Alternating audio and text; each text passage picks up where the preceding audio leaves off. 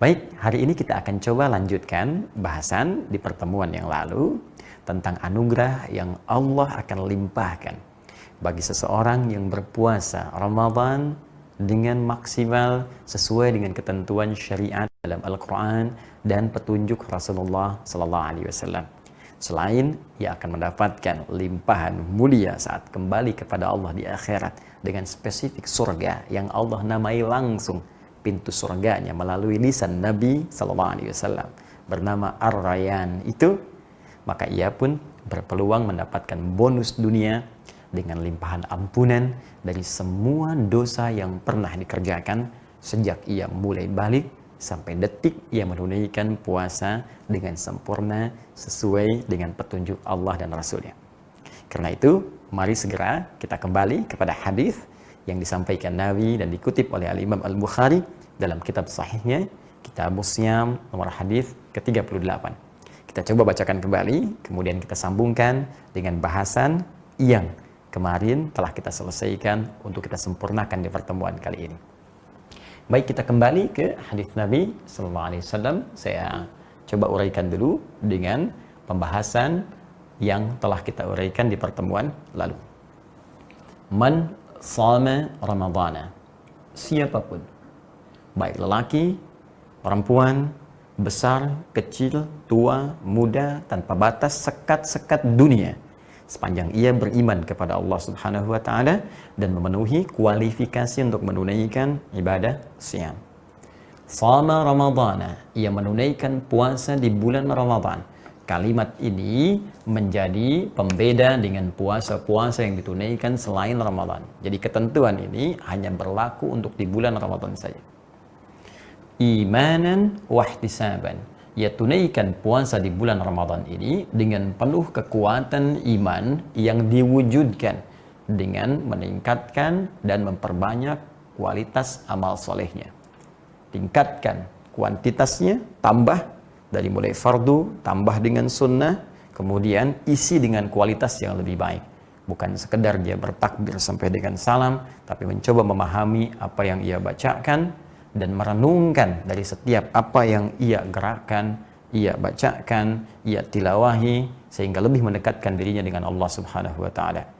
Kembali, siapa yang menunaikan puasa Ramadan dengan penuh kekuatan iman yang dibuktikan dengan meningkatkan amal solehnya, salatnya meningkat, puasanya bagus, baca Qur'annya meningkat, sedekahnya meningkat seperti yang telah kita bahas di pertemuan yang lalu, wahtisaban, dan ia ukur-ukur amalannya dijaga supaya ikhlas ditunaikan karena Allah Subhanahu wa Ta'ala. Tarawihnya ikhlas, bukan karena orang lain tarawih saya lantas tarawih. Baca Al-Qurannya ikhlas, bukan karena dapat info orang sudah 1 juz saya pengen 2 juz. Sedekahnya ikhlas, bukan karena motif tertentu, baik ria, sum'ah ataupun yang lainnya. Ria ingin dilihat orang, sum'ah ingin didengar orang, atau motif-motif lain selain karena Allah Subhanahu wa Ta'ala. Jika mampu dikerjakan dengan kekuatan iman dan ikhlas, ghufira lahu ma taqaddama min dhanbi, maka ia berpeluang diampuni seluruh isun mausul, ya dulu alal jama', ya, huruf sambung konjungsi menunjuk pada satu keadaan bentuknya jama', luas, banyak sifatnya, ya, jadi seluruh diartikannya, seluruh taqaddama min dhanbi, dari dosa-dosa yang pernah ia kerjakan di masa lalunya. Masya Allah, ya, ada orang yang tidak pernah bebas dari kesalahan tentunya.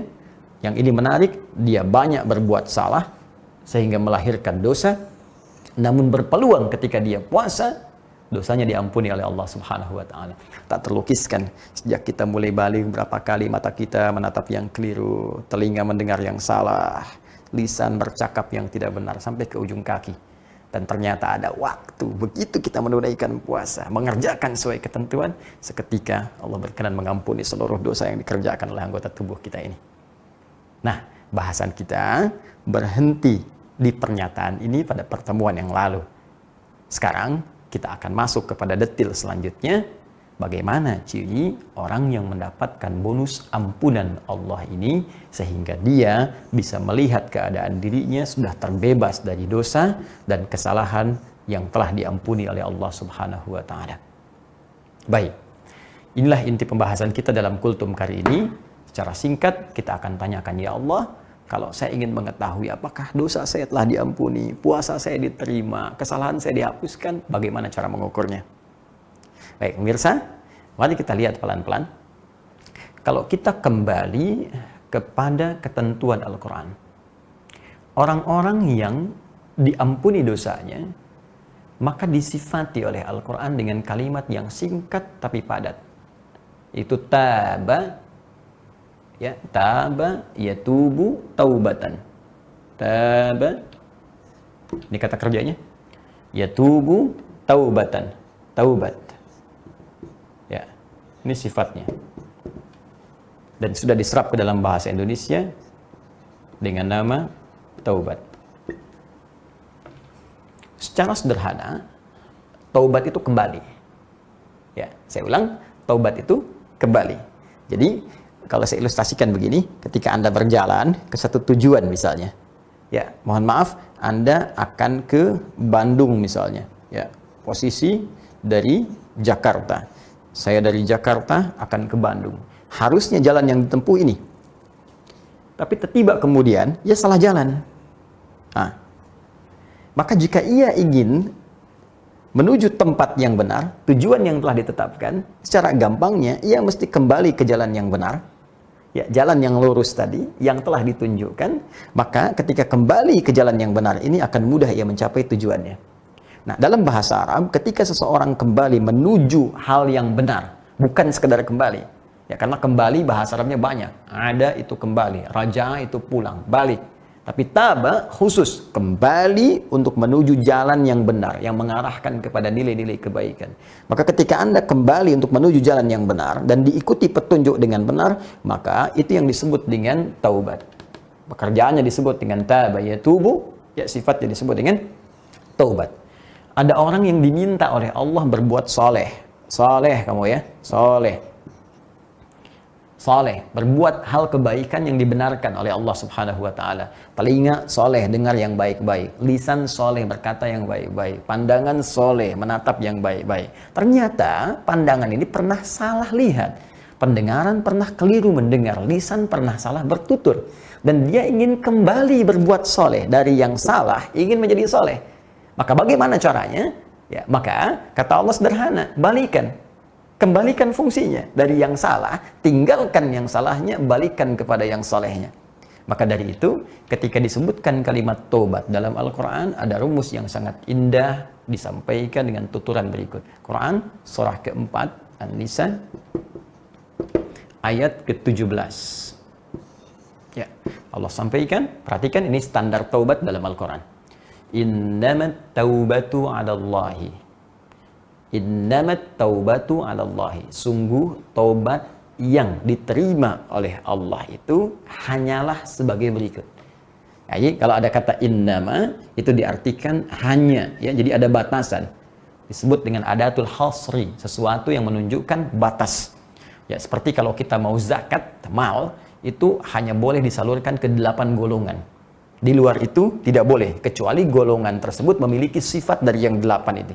Ini disebutkan di Quran surah ke-9 At-Taubah ayat ke-60. Dibuka dengan kata innama sadaqatu lil fuqara wal masakin dan seterusnya ayat. Kalau diterjemahkan, zakat itu hanya boleh dikeluarkan pada 8 golongan berikut.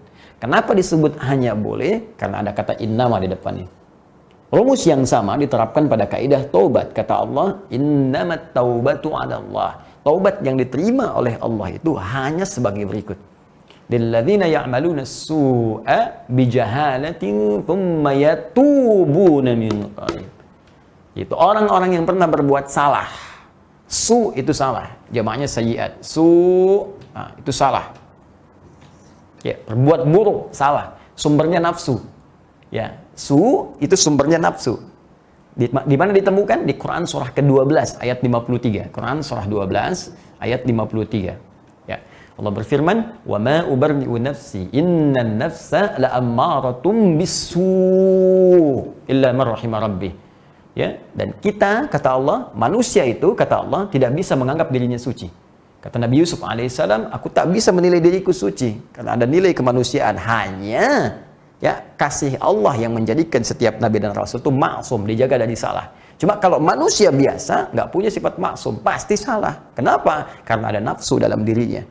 Ya, innan nafsa la'ammaratun bisu. Sungguh nafsu itu senantiasa mengarahkan pada keburukan, sesuatu yang salah. Jadi sumbernya nafsu, dan nafsu cenderung kemudian membimbing organ tubuh untuk berbuat salah. Di Quran surah ke-4 ayat 17 kata Allah, kalau ada orang pernah berbuat salah karena dorongan nafsunya, maka jalannya segera dia kembali. Tsumma yatubuna min qarib. Segera tobat. Jadi taubat itu harus disegerakan. Taubat itu jangan ditunda. Karena itu orang-orang yang cenderung mengerjakan amal soleh karena imannya, itu pasti akan ditunjukkan oleh Allah di sela-sela amal solehnya itu hal-hal yang pernah dilakukan di masa lalu dalam perbuatan salahnya. Sehingga cenderung fitrahnya mendorong dia untuk bertobat kepada Allah.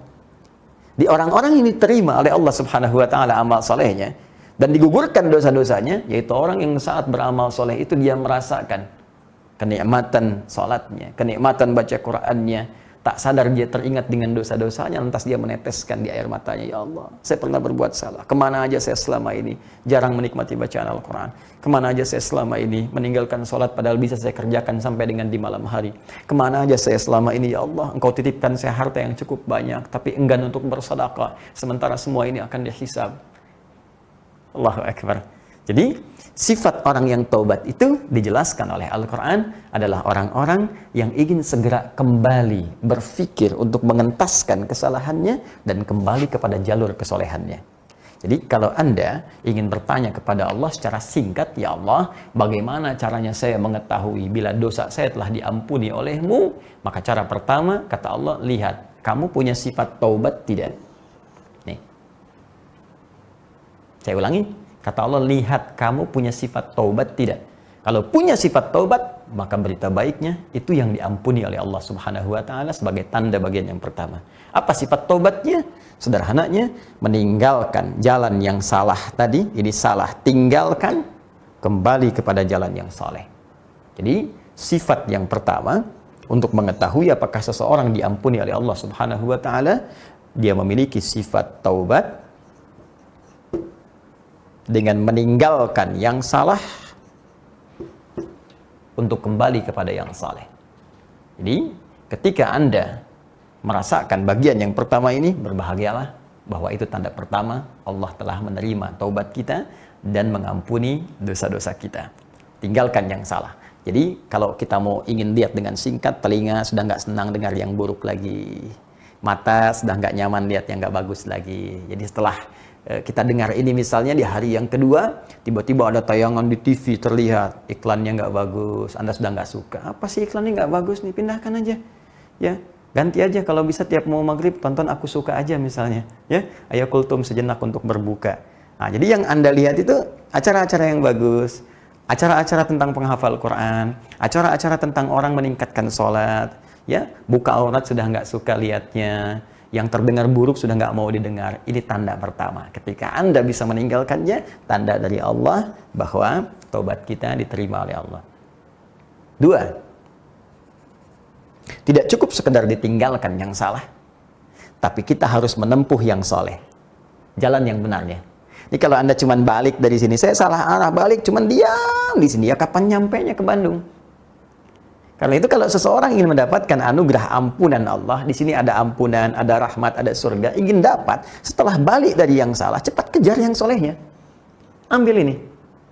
Karena itu disifati kemudian di ayat yang lain di Quran, Al-Quran surah ke-5 ayat 39. Ini bahkan langsung dicontohkan oleh Allah kesalahannya pada ayat 38-nya. Ya, maaf, tidak ada manusia yang sempurna. Setiap kita pasti pernah berbuat salah. Saya pun ini mungkin hanya ditutup saja sebagian dari aib-aibnya. Boleh jadi Anda bisa lebih baik di hadapan Allah dibandingkan dengan saya. Karena itu kata Allah, mungkin ada yang salah dalam perjalanan hidupnya. Pernah mencuri, wasariqu wasariqatu di ayat 38-nya. Ayat 38-nya Allah berbicara tentang jenis pelanggaran, kesalahan-kesalahan berupa pencurian, korupsi, mencuri dengan semua namanya. Itu kan cuma dibedakan dengan istilah saja. Korupsi yang maling juga. Mencuri apapun ya, pencurian juga. Kata Allah, wasariqu wasariqatu faqta'u aydiyahuma jazaa'an bima kasaba nakalan minallah. Ya, para pencuri itu, lelaki atau perempuan, ya, berikan pelajaran yang membuat dia mengerti bahwa itu salah. Berikan pelajaran yang tegas. Potong tangannya. Kalau tak berlaku hukum itu, maka buat hukum yang ketat sehingga tangan terpotong. Ya, maksudnya tangan tidak punya peluang lagi untuk mencuri. Kalau memang hukum potong tangan itu secara real belum bisa diterapkan, bikin hukum yang ketat, tafsirkan majazi. Seketat-ketatnya hukum supaya tangan terpotong untuk berbuat pencurian, untuk berbuat yang salah. Ya, naikkan hukumannya, kuatkan, tingkatkan ancamannya. Itu poinnya. Jadi kalau koruptor misalnya tahu kalau korupsi tembak mati nih, maka tangannya tidak akan tergerak misalnya untuk mencuri. Ya, demikian seterusnya. Tapi yang paling menarik, kata Allah, tidak ada orang yang sempurna dalam hidupnya.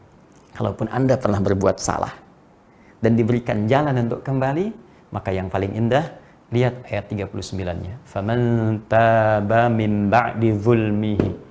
Siapa yang ingin kembali, taba, ingin balik, min ba'di zulmihi, setelah dia berbuat salah sehingga menggelapkan keadaan hidupnya. Orang salah itu hidupnya gelap, gak enak. Karena itu takut kelihatan orang. Dia lebih senang dengan kegelapan, ya. Karena kalau terang takut kelihatan orang. Itu bahasa kiasan yang indah. Nah, poinnya wa aslaha yuslihu, kemudian memperbaiki diri menuju yang saleh. Ya, ingat kaidah pembahasan kita di ilmu bahasa, kalau ada tambahan kata aslaha yuslihu, tasrifnya kan ditambah hamzah dari kata saluha yasluh, saleh. Ya, aslaha berusaha untuk saleh. Jadi syarat yang kedua, orang yang diterima taubatnya oleh Allah, diampuni dosanya, setelah dia meninggalkan yang salah, dia berusaha bergegas menuju yang soleh. Maksudnya mengganti perbuatan salah dengan fungsi yang soleh. Apa yang salah di pandangan? Melihat yang diharamkan. Bagaimana kalau kita ingin taubat dari situ? Tinggalkan yang haram, ganti dengan yang soleh, yang halal. Pandang yang baik-baik, dengar yang baik-baik, ucapkan yang baik-baik. Jadi secara singkat, di hari kedua, di bulan Ramadan ini, kalau kita ingin mengukur apakah dosa kita diampuni oleh Allah sampai hari kedua ini, maka sederhana. Apakah kita sudah berkenan meninggalkan yang diharamkan oleh Allah? Dan sekarang bergegas untuk merencanakan perbuatan baik, untuk menutup yang salah-salah itu, sehingga lebih soleh di hadapan Allah Subhanahu wa Ta'ala. Berapa usia Anda saat ini? 30? 40? 50? 60? Dari sekian usia yang telah Allah titipkan, berapa waktu yang telah terbuang selama ini untuk berbuat yang salah dengan cita-cita surga yang diharapkan itu? Apakah sebanding? Jika Anda menyadari bahwa yang dulu sudah banyak yang salah, maka setidaknya yang tersisa kita gunakan untuk membentuk yang saleh. Tutup yang salah, jadikan masa lalu sebagai pelajaran untuk memulai hidup baru yang lebih baik. Abaikan pernyataan manusia, abaikan pandangan manusia. Siapapun Anda, apakah pernah bertempat satu tempat tertentu, berbuat keburukan tertentu, boleh jadi itu jalan dari Allah supaya Anda merasakan kenikmatan taubat dan meninggalkan perbuatan itu untuk kembali kepada ridha Allah Subhanahu wa Ta'ala. Jika Anda tak mampu berlomba dengan orang soleh meningkatkan ketaatan, setidaknya berlomba dengan para pendosa untuk bertobat di hadapan Allah Subhanahu wa Ta'ala.